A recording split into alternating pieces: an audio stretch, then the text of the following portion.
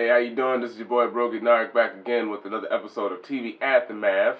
And in this video, I'm going to be giving my spoiler review for The Boys Season 1. If you don't want spoilers, you can check out the non-spoiler review on my Instagram, IGTV. Link is down in the bio. But before we get into it, I'm going to give you my grade of Season 1 of The Boys. If I were to grade this season of The Boys, and I would definitely have to give it an a 10 out of 10. Alright, so now let's get into Season 1 of The Boys, which I would say, damn good show. Really amazing show. I remember when this book came out. It was back in 2006. I never got around to it. I knew it was very violent, very vulgar, which the book, I think, is way more over the top than what is in the show, and that's saying a lot because this show does have some crazy moments that are like, what the fuck? Some really funny moments too, but then some really dark, like, whoa, didn't see that one coming. The show focuses on the main character, Huey, played by Jack Quaid, whose girlfriend is accidentally killed by a superhero called A-Train, played by Jessie T. Usher. They're going out they're about to go to lunch. She's standing like a half inch off the curb, and then she just explodes because A-Train is like super fast, and he accidentally runs through her. She explodes, and Huey, he wants justice or some sort of retribution, but you know, everyone in his life, the company that runs the super team, that's basically the Justice League.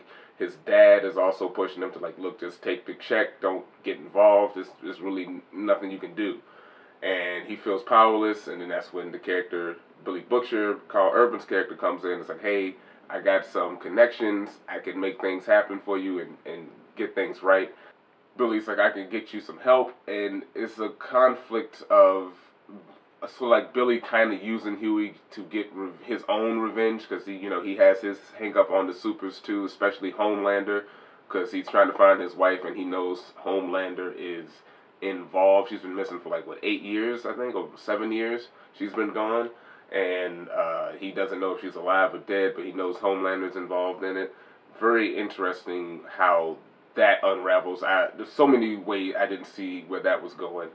And another thing with Huey's dad, if you don't know, Huey's dad is played by Simon Pegg, which is a nod to the comic, because when the comic was created in 2006, the artist Derek Robertson and Gareth Ennis drew Huey to look like Simon Pegg, because they wanted Simon Pegg to play him in the eventual movie that would be made, although that was years ago.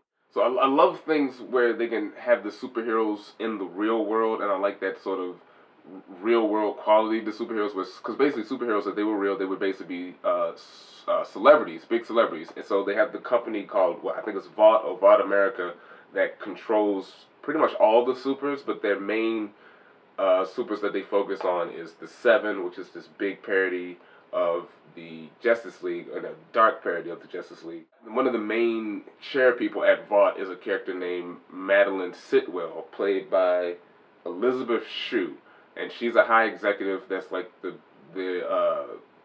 Seven's PR person. She controls, their costumes, what they could say, their appearances, but she also can manipulate them to the point where they feel anxious enough, because some of them really desperately want to be on this team, and she can say whether someone is or isn't going to be on that team, and everyone acts a certain way to kind of please her, even though she's just this random, lady. One of the funnier members of the Seven is early in the season is the character called Translucent, who's he can turn invisible, and he has indestructible skin. He's one of the most popular guys on the show, in their world, on the team. And there's a moment where Huey he goes into the office of the Seven so he can get an official apology from A-Train for killing his girlfriend. But he's sent in there by Billy to leave a tracer a tap in the office. But because he drops it when he was in the bathroom freaking out, Translucent, who is a pervert, always hangs out in the bathroom and sees him. So he tracks him down. They get into a big fight at his job, and Billy comes in to help him. They take him down, and that's how the boys kind of get back together, because they need Frenchie's help to try to A, keep him contained, but also B, try to figure out a way to torture him so they can get information out of him, which takes them a while. And that's another difference from the comic. In the comic, all the members of the boys have superpowers because they use Compound V, which is that super steroid. They all use it in the comic, and they have super strength, and basically they're all like the female. They have basically the same powers as the female, but in this show, only the female has superpowers, which I think makes it more intense for the main characters who are trying to fight superheroes who don't have superpowers, and they don't really have necessarily an upper hand, so they have to keep as much distance away from the heroes, because if they come into contact, they're done. And Frenchie is a chemist, and his specialty is trying to figure out how to kill certain supers. And they figure out with translucent, his outer skin is indestructible, but his insides are still normal. So they decide to shove a brick of C4 up his ass, and they use that to threaten him. He gives them information about the compound. Does he? Yeah, he tells them about Compound V, or gives them a hint about Compound V, and with that information, they move on after they get rid of Translucence, because basically Huey ends up killing Translucence because he was about to break out, and he explodes the C4 in his ass, which was one of the big moments of Huey really going down a darker path. Interconnected with that is the character Starlight, aka Annie January. She's this Midwestern girl. She grew up in a religious family raised by her mom, because her dad had left, and she can basically like control light, do light bursts, and she's super strong and indestructible. And she's like kind of got this Supergirl goody goody two shoe sort of vibe to her. And all she ever wanted to do is to be a member of the Seven. She joins the Seven, and she's having this conversation with the Deep, played by Chase Crawford, and she's talking about how she used to have a crush on him, and she turns around, and then the Deep is just standing there with his dick out, and she's like, what the hell? And he's like, hey, you want to be a member on the team, you got to do something strange to stay on the team. And he basically, he has her in a compromised position where he's like, well, if you want to be on the team, I'm like the second most high-ranking member on the team, and if I say the word, I can kick you off, so if you don't blow me right now, you can lose your job. So she gives into it, and she's not proud of it, but then she's even more pissed off when she finds out that he was lying to her about being the second most important person on the team, because he's not. He's like really like rank above her, and it's, he's like number 6 on the team basically. So she's like, from that on, she's like, if I ever see you or you do any shit like that again, I will kill you. And it's a very a tough situation, but in the comic it's even crazier, because it's not the Deep that does something to her. It's actually Homelander. It's 3 people. I thought it was just Homelander, but it's actually Homelander, Black Noir, and A-Train that are the ones that do something better in a that kind of like that basically sexually assault her in a way in order to keep her membership on the team. So that was dark, and especially in the age of Me Too and all of that, it's interesting how they reworked it, because he gets his comeuppance later on in the season, but in the book it's much later in the book for her to get sort of a revenge on those guys. So they shortened it, and it made her character a lot stronger, I would say. And also like the relationship between Annie and Huey, because they bump into each other. They don't know who each other are, but over time, once he realizes who she is, they have a vibe. But then Billy wants him to keep dating her to get more information out of her. But then he also doesn't like the fact that Huey is really getting close to her, because Billy hates supers. He doesn't care if they're good, or all supers are bad to him. And he really hates the idea of Huey getting involved with this woman. The character A-Train, I was surprised how much screen time and how involved this character was into the story, because it could have just been a one and done, oh, I accidentally killed your girlfriend thing. But he has a very interesting and integral part to the story. A-Train, played by Jesse T. Usher, who, like I said in my spoiler review, does a phenomenal, really damn good job. I didn't know he was this good of an actor, and he has a lot of different emotions and depth going on with this character, because he's basically the Flash, and he's a drug addict. He's taking this drug Compound V, which is super steroid, to keep him fast, because he's under pressure to be the fastest man alive, because if he loses that title, he's going to be kicked off the team, and he doesn't want that. That's like a death note for any super. And he's got this big race coming up. It's him versus another superhero called Shockwave. but he's slowly, he's deteriorating. His drug addiction is really getting in the way, and he's got this relationship with another superhero, or secret relationship with another superhero called Pop Claw, who's kind of like X-23 or whatever, like a Wolverine. She has these sharp claws, and she's also a drug addict. And there's a moment where she gets upset because she can't be in public with him because they got to get all this stuff cleared through the company, and she takes some of his drugs and she gets super strong, but then she also is vengeful, and she ends up banging the landlord. And this is one of those crazy moments where she's basically riding the landlord's face, and she's super strong and can't control her strength, and she ends up crushing his head. And it's like, what the hell? Like that was one of those moments where it's like, what the fuck am I watching right now? So the boys have already were watching this. They had her place bugged, and they used that to blackmail her to get more information to figure out where the Compound V is coming from, which was at this some Chinese guys was shipping it, and they break in there, and then that's when they find the fifth member of the team, who's called the Female, played by Karen Fukuhara, and she's this immigrant who's been experimented on, and she has superpowers, and she doesn't speak English, and she doesn't trust anyone, and she just snaps on the guys that that brought her there. She like rips them open, cracks caves someone's head in, and then the one dude that was left, he just shoots himself in the head because he's like, I don't even want to deal with all this craziness. So she was cool. The stuff with A-Train and his girlfriend was crazy because that keeps going because he realizes she snitched on him because they were the only ones who knew about the Compound V being at that particular place with the Chinese guys, which gets raided or gets destroyed because the female has like fucked everybody up in that place. So she doesn't tell him that she snitched on him, but he knows she did, and that eventually leads to later on once he kills her. Basically, he injects her with like 4 needles, I'm assuming heroin, and she just ODs at once. That was a very dark moment where because he on the behest of Homelander. So Homelander is the big Superman type guy, and his goal is to help Vought, because Vought's goal is they want the superheroes, the supers, specifically the Seven, to be a part of the Department of Defense. And that's something that the government and most people aren't into, but Homelander is doing his damnedest to slowly to quickly convince the American public that they really need this to happen. Homelander, him and Sitwell, which was, I don't know if fascinating is the right word, but it's definitely very interesting, the relationship between those two. They have this weird sort of son-mother sexual relationship going on because he's always watching her, and she knows he's watching her.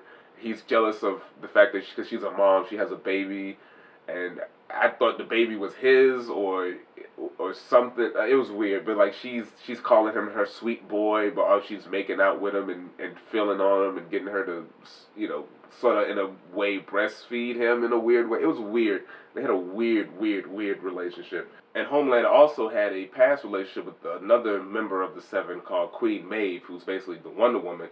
She was my least favorite character in this show. She was kind of annoying. She had this sort of back and forth with Starlight where she's like, she knows Starlight is trying to do the right thing, and she's kind of hinting at Starlight like it's not really worth it. If you want to be on this team, you're going to eventually change, but you should try to stay strong. But it was a weird thing going on with them. But she was also an alcoholic, and there was this weird subline with her ex-girlfriend. I wasn't really into it. But she was also annoying because she knew she was doing the wrong thing, but she was too afraid to stand up to Homelander to do the right thing. And that's brilliantly illustrated in a scene where Homelander and her go to save these people they're in an airplane over the Atlantic Ocean that's being hijacked. And that's important because the supers only exist, as far as I know, they only exist and only operate in America. There's no supers anywhere in the world except for America, and they only operate in America. But them being on a plane over the Atlantic, they can get involved in that. So they burst into the plane, open the door and shut it. They stop the terrorists. There was like 2 of them. But then there was one in the cockpit, and he's already killed the pilot. Homelander blows him away with his laser vision, but also fucks up the control panel. And he's like, well, there's nothing we can do. This plane's going to crash, so let's leave. And Queen Maeve's like, no, we got to save these people. What are you doing? He's like, look, there's nothing we can do. She's like, well, go outside and fly and lift the plane. He's like, lift the plane? It's in the middle of the air. How could I do that? And she's like, well, fly into it. He's like, well, if I do that, I can lose control. So he's basically like, look, we're going to let these people die. And everyone realizes they're going to die, and they're like trying to be like, help us, help us. And Homelander's like, if you don't sit down, I'm going to laser beam all of you. And so she reluctantly leaves with him. The plane crashes. All those people die, which was a very dark moment. One of the darker moments. That one really, especially watching it the first time, it really bothered me how fucked up that scene was.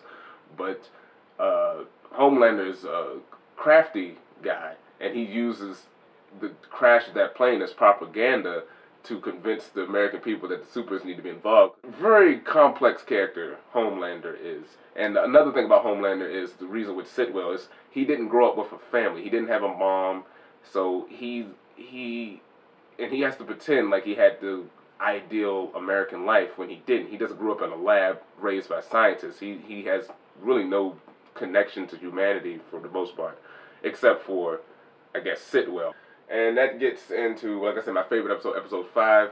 They find out that the Compound V is being sold through this mega church run by this superhero named Ezekiel, who is stretchy, and he's like a mega church fake religious guy because he's also super gay, and he's against the gay lifestyle, but he himself is also gay. Very interesting character.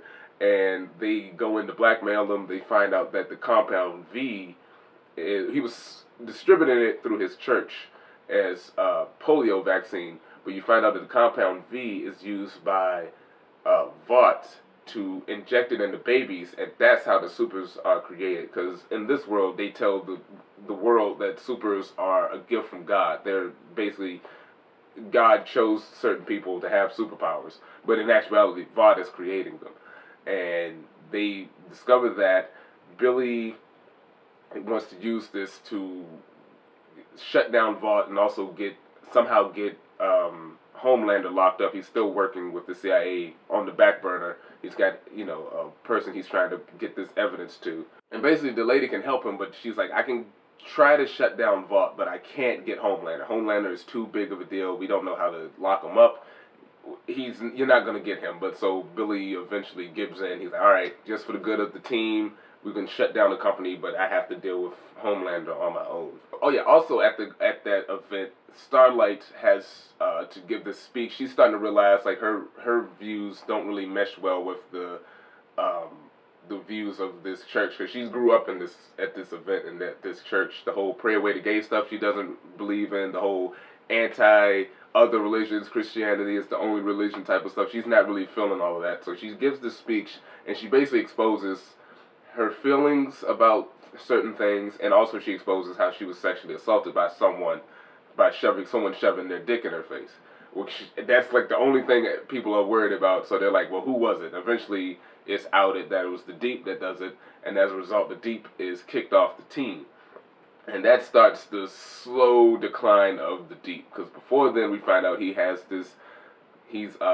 sexually attracted to sea life, especially dolphins. There's this whole sequence where he's breaking out this dolphin from, it's like I think it's Sealand, which is a parody of SeaWorld, but it goes horribly wrong where he's in the van, he hits the brakes, and the dolphin accidentally flies through the window, and then gets ran over. He gets kicked off the team. He moves to Ohio, where there's no crime. Was Sandusky, Ohio? There's no crime. But he doesn't realize this.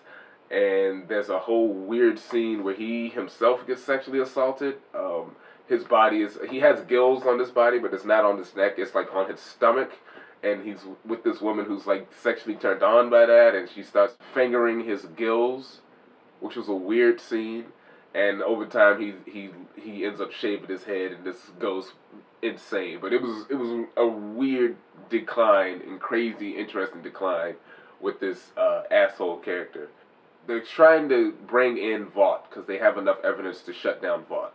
But then a super appears in, I believe, in Syria. It's a terrorist that now has a super. So now it's like, well, if the terrorists have superpowers, you're gonna need superheroes to fight the super terrorists. So that basically clinches this the seven being added into the Department of Defense. Vought is celebrating because they achieved their goal, and Homelander reveals that he's the one who created. Because you're under the impression that Vought was creating the supervillains, but in actuality, it was Homelander who created them. And also, it's revealed. Although I don't remember if it's revealed into the entire world. I think it is. Yeah, I guess it is. But they revealed that Compound V is the thing that makes supers, not this whole religious aspect, which is harmful to Starlight because she thought she was, special. I mean, she is special, but she thought she was, created by, gifted by God. And she snaps on her mom. She snaps on Huey because Huey is, and the boys are exposed because A-Train sees them on camera when they was in his house, and then they get further exposed because there's a character called the Mesmerizer, played by Haley Joel Osment, who's a former superhero and child hero. He's basically like if Doogie Howser was a superhero, and he can read people's minds by touching them. The boys use him to get information from the female. That's when they discovered the whole super terrorist thing, because she was a terrorist. She was a child soldier in wherever part of Asia she's from, and that she was kidnapped, brought to America, experimented on, given powers, and they were going to unleash her on the American public. But they freed her, so they don't do that. And Mesmer, basically, he snitches.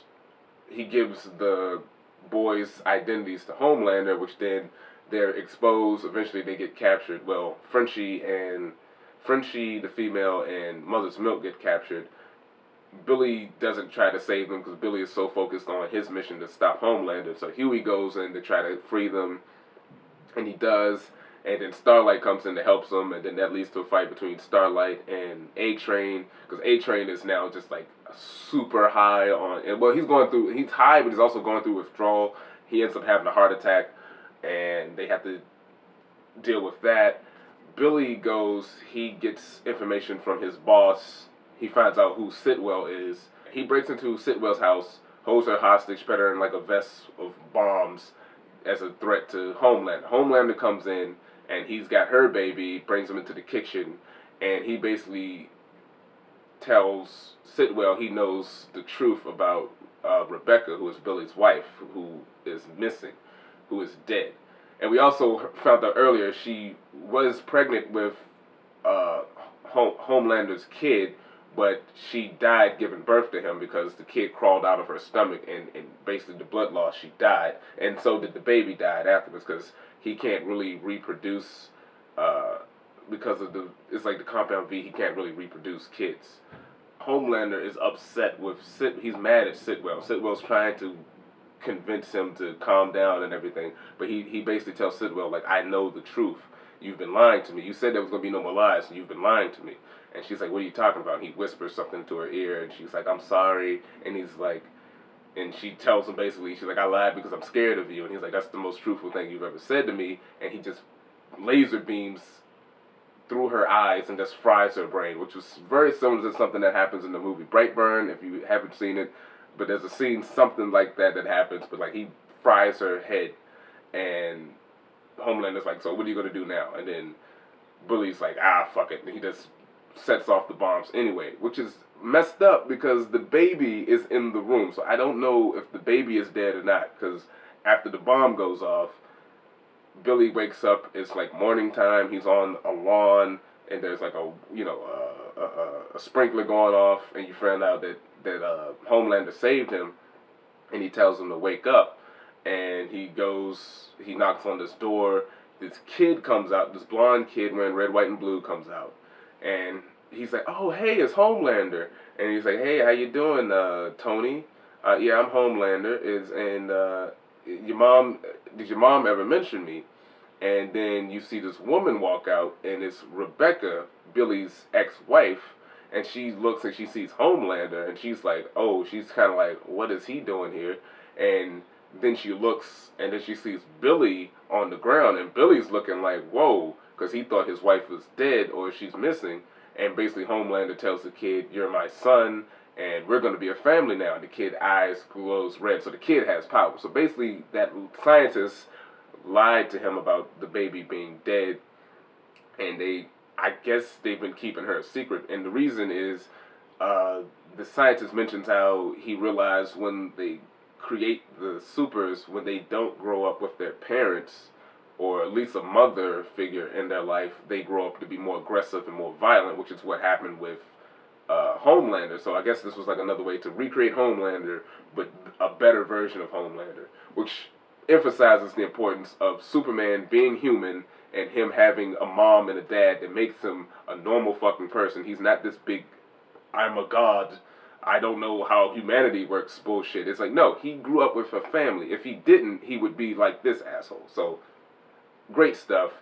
And that was the cliffhanger ending, because it's like, well, what do we do now? Because we thought Rebecca was dead.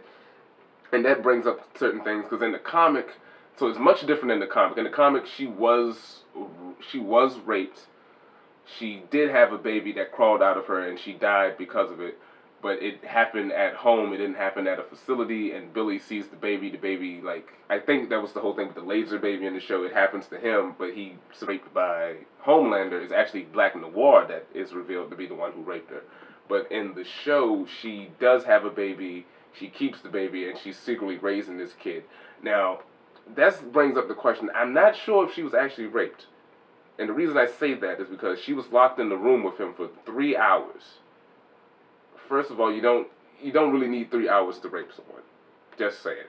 2, when they show him Homelander having sex, he climaxes in under a minute. So it's like, why would he need 3 hours? So I'm thinking, because Homelander didn't really remember. He says he had sex with her. He does admit to that, but like they don't explain what was the deal with the 3 hours. I'm thinking they did something, but then he was knocked out or shut down. Maybe they have a program to shut him down, and she was experimented on for those 3 hours, and then that's how they made the baby. I don't know. It could be that, or maybe he just was with her for 3 hours. Who knows? Very weird. And he denies that it was rape. He's like, well, I'm famous, she wanted to sleep with me, type of deal. But Mallory is the one who says, judging from the footage, it seems like she was raped. So, who knows? They can play that a bunch of different ways. But it does make me look sideways at her, because she didn't seem all that distraught when she saw Homelander, but she was very distraught when she saw Billy being there. So, I don't know. There's a number of ways they could play that. Very damn good show. I was hooked. I think that the 2 big superhero shows that came out this year, Umbrella Academy and this, I think I liked Umbrella Academy a little bit more than this. I felt more connected to the characters, and I think it's also because of the X-Men sort of vibe to it, because I really love X-Men. I think I connected to that more. Both of them are very, they're both violent in their own way. This is much more violent and much more graphic, but they're both zany and weird in their own interesting ways. I think I like Umbrella Academy just a little bit more, but both are damn good shows. Watch them. Amazon Prime, get your Prime subscription. You can watch it for Amazon, the cost of Amazon Prime. Those are my main thoughts about this show. What did you think about this show? Did you like it? Did you think it's overrated? Did you hate it? Will this get you interested in reading the comic? Because I think I'm going to definitely do my best to check this comic book out now, just to see what else is out there. Because it went on for about, 3 years, so they got a lot of material to build off on, which is a very good thing. Hopefully they can keep this going for at least another 3 or 4, 3 seasons, 4 seasons, whatever. But those are my thoughts on The Boys Season 1. Let me know what you thought about it in the comments. Don't forget to like this video, share it, and subscribe to the channel. Check out other reviews and videos on this channel, and stay tuned for more videos. Peace.